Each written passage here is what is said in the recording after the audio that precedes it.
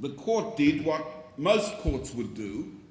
The first thing it did was to look at the contract of employment to see what are the grounds for dismissal. There was no ground for dismissal based on the Jewishness of the employee.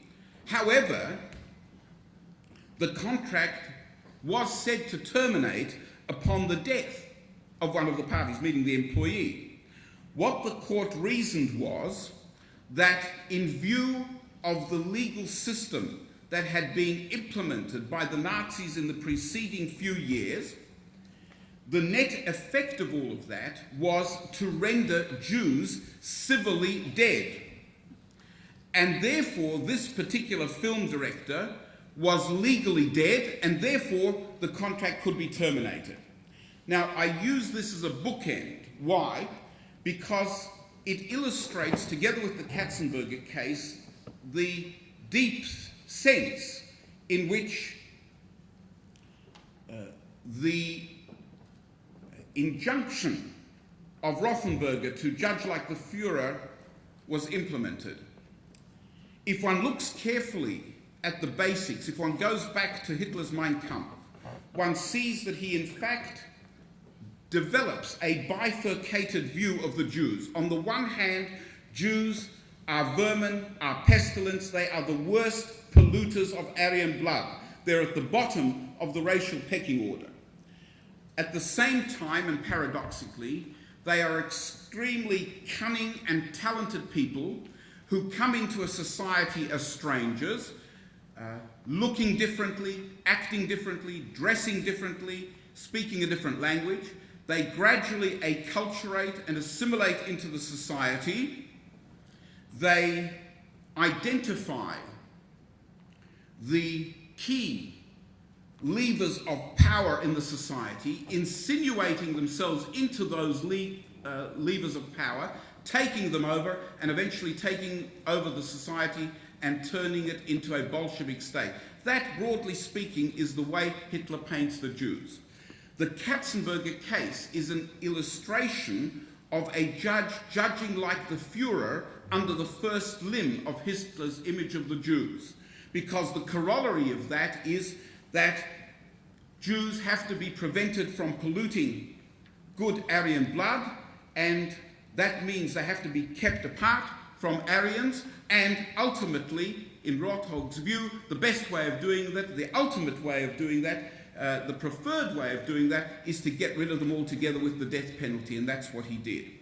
The second limb of Hitler's view of the Jews required that Jews be removed from all positions of influence in society, so that someone who worked as a director for a film production company, which could have an influence in society through the films that it made, had to be extirpated from that society. And so the court, in the film director case, went about ensuring that that result was achieved, however contorted the legal reasoning had to be and was in fact.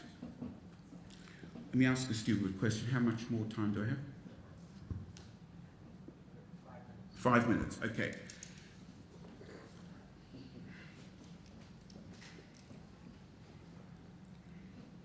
Let me summarize briefly an example of the sort of defense that was raised by defendants such as the three I've just sketched. Rothaug developed this defense, among others. He was acting in accordance with the legal system.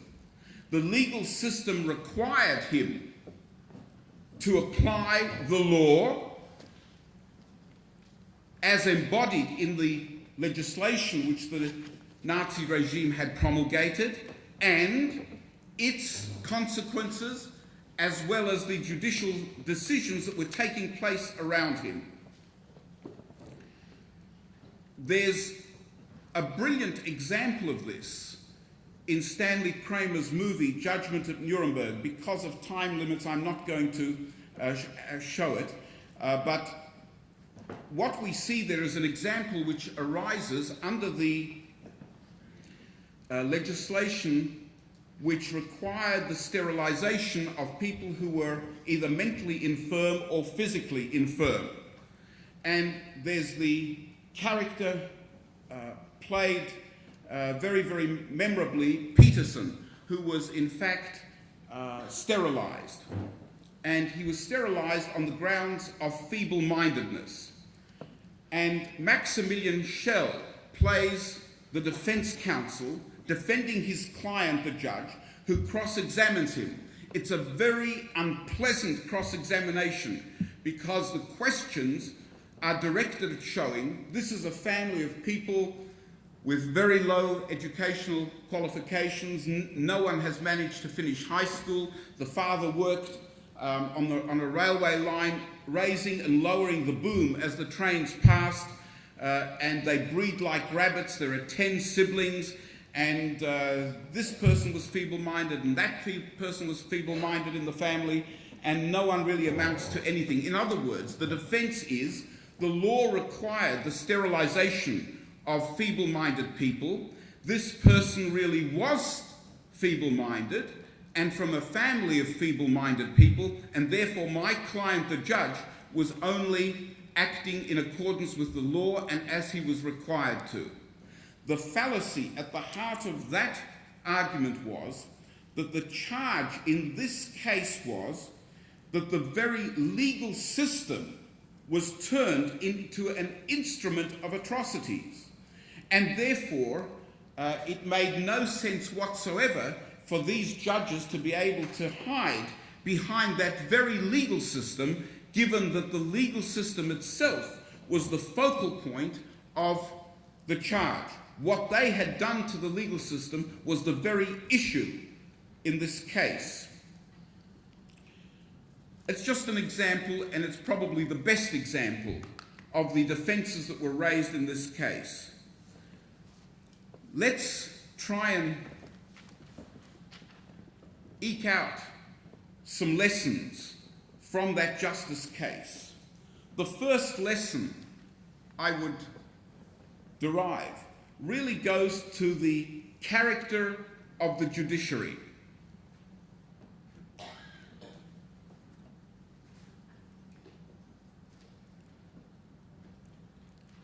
It's brought out very well, again, in something in Judgment at Nuremberg, which was based on the justice trial. There's a counterpoint in that movie between two personalities. There was Ernst Janning, the brilliant academic who had written a masterly treatise, a man of great intellect, a genius, but a man who got it wrong because he didn't have an inner moral compass. There was something missing. The complement to his brilliance wasn't there. We would call it seichel, common sense, wisdom.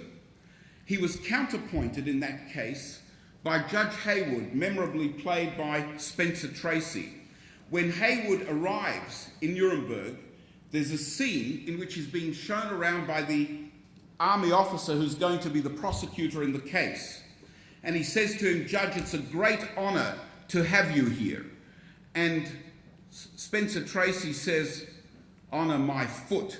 I wasn't your first choice, I wasn't your second choice, I wasn't even your 10th choice."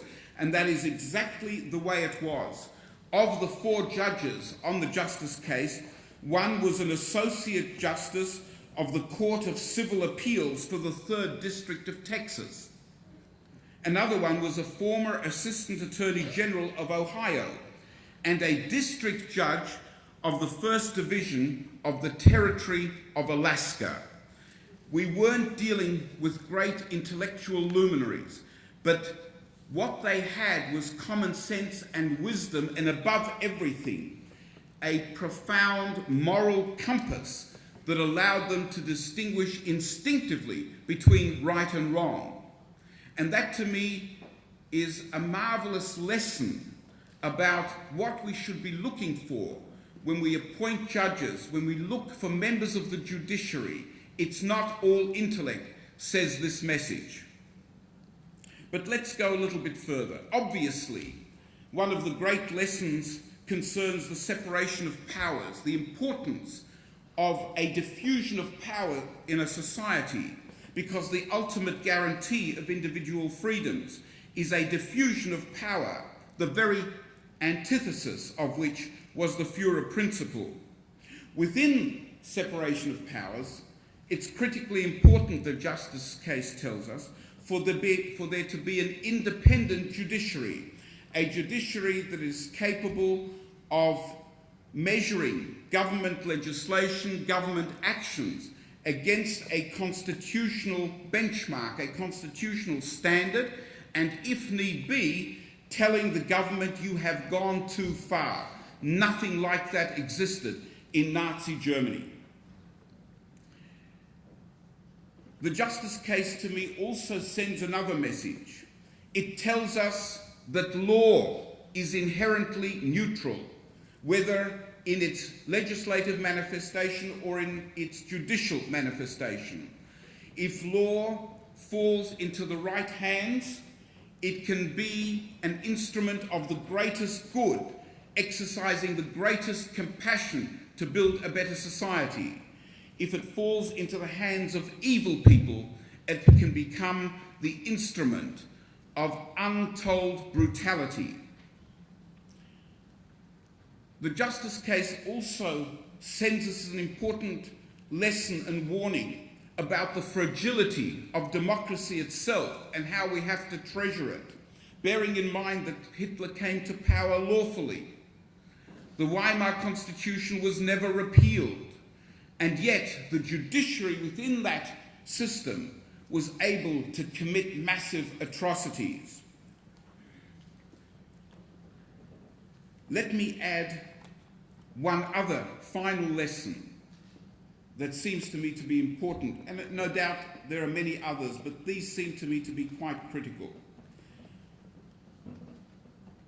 The justice case sends us another message, that all corners of society are ultimately potentially liable for atrocities. When we think of crimes against humanity, by and large, we think of politicians in the dock and we think of military personnel. Dr. Raoul Hilberg, one of the doyens, if not the doyen, of Holocaust historians in the United States, made a very perceptive point in one of his early books. Every segment of society was in some way involved in the Holocaust. That is not to say every individual, but every segment of society. He gives an excellent example. In order for the Holocaust to happen in the way that it did, there had to be a massive system organizing the trains. 44 parallel train lines ran into Auschwitz alone, herding hundreds of thousands of people and millions of people onto trains and transporting them to the east for extermination was a huge effort. Not one single person in the administration of the train system in Nazi Germany was ever brought to justice. But the point is that every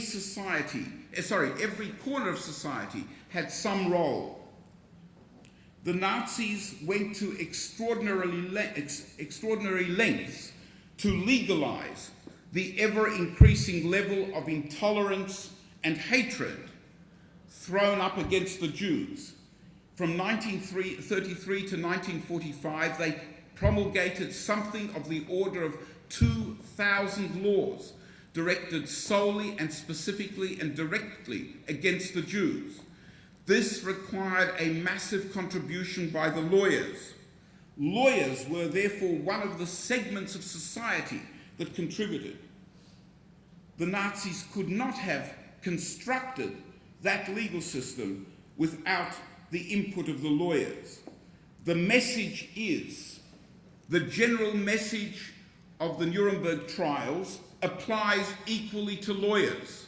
Lawyers, like everyone in society, lives simultaneously in two legal systems, the domestic and the international legal system. And every individual after the Nuremberg trials is potentially liable to have to give account to that higher system of international law. And the same, the justice case tells us, applies to lawyers. Lawyers are no different than anyone else when it comes to accountability for their actions. Thank you.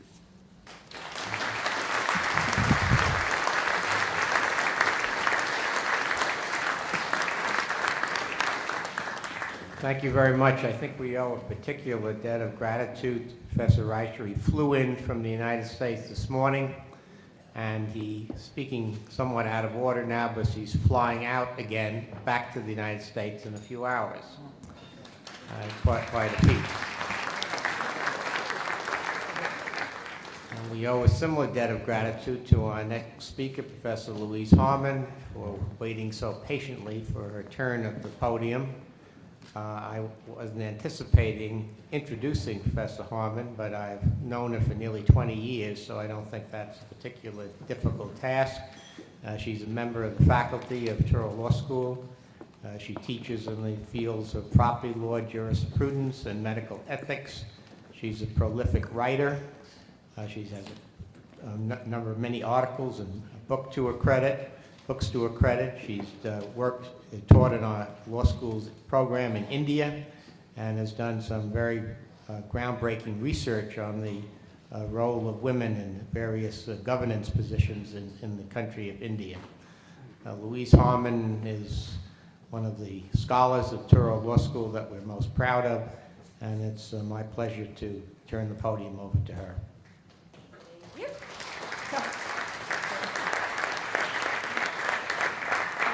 I first want to say thank you to everybody at Touro for starting this conference. I've been watching everyone during the spring. Everyone has been so excited. That's from the dean on down. And the conference, I think, is turning out terrific. I'd also like to thank everybody who worked on the conference here on the Germany side. I've been so impressed by how competent, how interested, how kind everybody has been that we work with. I'd also like just to make an observation about the audience. I don't like conferences, so the last one I went to in the States, I'm convinced that everybody in the United States suffers from ADD. As a culture, we have ADD. And so if you go to a conference, the ADD is manifested because people are moving around, they're reading books, they're getting up for coffee, they're writing notes to their friends. It's a very movable feast at a conference in the States. And this audience has been, there's sort of a gracious solemnity about this audience. I don't know if it's the subject matter that we're talking about, but the level of politeness and attention, I don't know what to attribute it to. I suspect it has something to do with the German culture, and that those of us who come from an ADD culture are trying to emulate you. So whatever the reason, I just thought I would comment upon it. Today I'm going to talk about the doctor's trial, and it's something that I've been thinking about for over a year now. It wasn't a subject that I sought out at all. I'm not a Holocaust scholar. I was doing research in some other area, and one day I got stuck reading Telford Taylor's opening statement for the prosecution in the doctor's trial, spoken on December 9th, 1946, in the Palace of Justice in Nuremberg, where we were yesterday. And I got stuck in that opening statement, and I couldn't get out, and I'm still there in many ways. As I mentioned, I should say that I really hate speaking at conferences. I know that most academics enjoy this endeavor, but I don't. I'd much rather stay at home and read and write and burrow into my cozy little home on Long Island. But I've crawled out of that little home to be here today because I thought it would be good for me to teach someone else about the doctor's trial. I wanted to talk it out loud and to worry about it publicly, to see if in this process I could learn something about the doctor's trial. And the truth is, it's not the doctor's trial I'm trying to make sense of, but the conduct described in Taylor's opening statement that formed the basis of the charge. How could doctors, healers, upholders of the Hippocratic oath of do no harm, have performed those medical experiments on unwilling, suffering human beings? The Holocaust itself is a horrible package to unwrap. These human research subjects were, after all, prisoners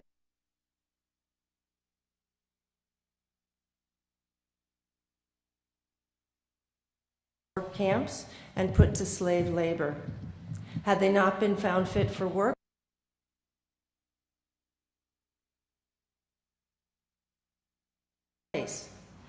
once you've unwrapped the horrible package of the Holocaust and find yourself in that box, you'll discover another horrible package inside, smaller, more discreet, but needing to be unwrapped as well. Inside that package is what happened to some of those prisoners when they were drafted as human research subjects in experiments by Nazi doctors. It's a box within a box, a horror within a horror, evil squared. That's what I was trying to make sense of. So I thought maybe talking at a conference would help. How hard could it be? Little did she know she'd wait all day. But how hard could it be, I asked myself. I'll take 20 minutes to describe what happened, and then I'll leave 10 minutes to ponder deep questions. It'll be just like teaching. Inform them a little, disturb them a lot. And just like teaching, I was hoping for revelation. It's been my experience that when you sing for your supper, you end up learning something about the song. So let me inform you a little bit first. The doctor's trial, or the medical trial as it's sometimes called, was the first trial in Nuremberg after the war crimes trial of the most infamous Nazi war criminals. It was prosecuted solely by the United States. It was called the doctor's trial for the obvious reason that 20 of its 23 defendants were Nazi doctors. The other 3 were public health officials. The defendants were tried for a broad assortment of crimes, war crimes, and crimes against humanity. They were also accused of carrying out forced sterilizations and of taking part in the selection process on the arrival platforms of the concentration camps. Doctors were complicit in a wide array of crimes, but most of the evidence of the doctor's trial focused on the horrific medical experiments conducted on inmates of the concentration camps. Students of the Holocaust are all familiar with the doctor's trial, but I'm surprised by how many people, even in academia, have never heard of it. The only people in the academy who I can absolutely count on to know something about the doctor's trial in Nuremberg are those who engaged in medical ethics. The doctor's trial looms large in the field of medical ethics, particularly in the area of human experimentation. At the end of the tribunal's written judgment in the doctor's trial, the judges wrote a 10-point code about how doctors should behave when using other human beings in their research. This code came to be known as the Nuremberg Code. It was the first international standard for the protection of human research subjects. Virtually all contemporary debate on human experimentation is grounded in the doctor's trial and in the Nuremberg Code. The principles of the Nuremberg Code are elegant and simple. They derive from what purports to be a universal natural law. Its central tenet is that the research subject must give his informed consent. He must be told of any and all risks of participating in the experiment, and then he must voluntarily agree to participate. The experiment must be based on the results of animal experimentation. Moreover, the experiment must yield results for the good of society and must not be procurable by other methods of study. It must not be random and unnecessary in nature, and must be conducted by scientifically qualified persons. In the last 60 years, a second, even a third generation of international codes have been spawned, but the Nuremberg Code remains the granddaddy of all international standards for the protection of human research subjects. It's somewhat ironic to me that the Nuremberg Code, with its high ideals and implicit respect for persons, was the product of systematic, ongoing torture and abuse. The Nazi experimentation represents the paradigmatic worst-case scenario for human research subjects. It was a nightmare that generated the Nuremberg Code. But that pattern often repeats itself in history. Nightmares generate norms. When moral boundaries are transgressed, we put the offenders on trial and punish them to manifest our disapproval. Most recently, we have seen it in our prosecution of the American soldiers who engaged in that shocking, degrading treatment of Iraqi prisoners in Abu Ghraib. As part of that process, there's often a ritualistic articulation of ideal behavior, a mantra to ward off further evil. When the horrible thing was done by ourselves, we may engage in that ritual out of guilt. Perhaps we harbor the belief that if we'd only written it down how we are supposed to treat one another, the horrible thing would not have happened. In other instances where we stand in judgment of others, as was in the case in Nuremberg, the ritual has other dimensions. Not only does a document like the Nuremberg Code silently condemn, but it creates a vast symbolic distance between the authors of the norms and those people who transgress them. But let's return to the doctor's trial itself. Officially designated as United States versus Karl Brandt, it was a long trial lasting for 8 months. It started in late 1946 and ended in August 1947. For people who love to count things, there are lots of things about the doctor's trial to count. For example, the tribunal convened 139 times. There were a total of 85 witnesses and over 11,000 pages of transcript. 7 of the defendants were sentenced to death by hanging, 5 were sentenced to life imprisonment, 4 given lesser prison terms, and 7 were acquitted and freed. Lots of numbers to count, except for victims. Telford Taylor refers to them as the nameless dead, but if you're in the counting game and you're counting victims, there are comparatively fewer nameless dead to count. One scholar speculates that there were probably no more than a few thousand prisoners used as human research subjects in the Nazi experiments, but no one knows for sure. But we do know that the total number of individuals actually harmed by the defendants in the doctor's trial was far smaller than the number of those who were killed as part of the final solution or who died of disease or malnutrition in the concentration camps. So why would these medical experiments that only affected a few thousand prisoners form the heart of the prosecution's charge against the Nazis' doctors? Surely the doctors were complicit in the mass murder of millions. So why go after them for the torture of a few thousand? The most obvious explanation for this was evidentiary. The prosecution had to prove up its case against individual defendants, and it was much more difficult to assign individual responsibility for the murder of millions. The scale of those massive killings in the gas chambers required a complex bureaucracy with multiple players and tiers of authority. Individual responsibility became buried and impossible to dig out. While the planning phases of the killing operations were all written down in incredible detail with illustrations, once the operations were put into place, the oral tradition took over. Orders for the killings were sounded in the air, not written down.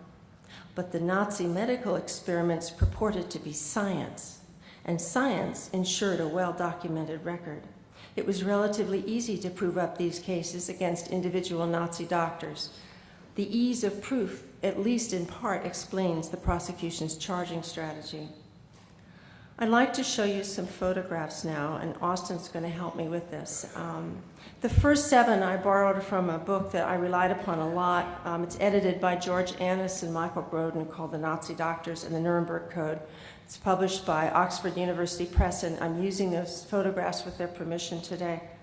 The last 8 or so are from the photographic evidence of the prosecution. I should warn you that a number of them are disturbing. And I don't mean to be disrespectful of the victims by showing these pictures to you, but I think sometimes it's just important to sit down and remember what actually happened, and these pictures tell the story better than any words could. The first picture, ready? It's up already. This is a photograph of the United States Military Tribunal No. 1. Each of these judges was appointed by President Truman. Left to right is Harold L. Sebring, Justice of the Supreme Court of Florida, then Walter Beals, the presiding judge and Justice of the Supreme Court of the State of Washington, Johnson Crawford, former Justice of the Oklahoma District Court in Ada, Oklahoma, and then Victor Swearingen, who was the alternative member and former Assistant Attorney General of Michigan. The next photograph is a photograph of Telford Taylor, the Chief of Counsel for the War Crimes. think he looks very young there. Here's a photo of the general view of the courtroom on the opening day of the trial. Next photograph. I don't know how many of you were as thrilled as I was. I tend not to be cool about things like celebrities. I was in a restaurant last week and Billy Joel was one table away from me and I couldn't eat my meal. I was so excited. Billy Joel's over there. That's how I felt yesterday to be in that courtroom. I don't know why more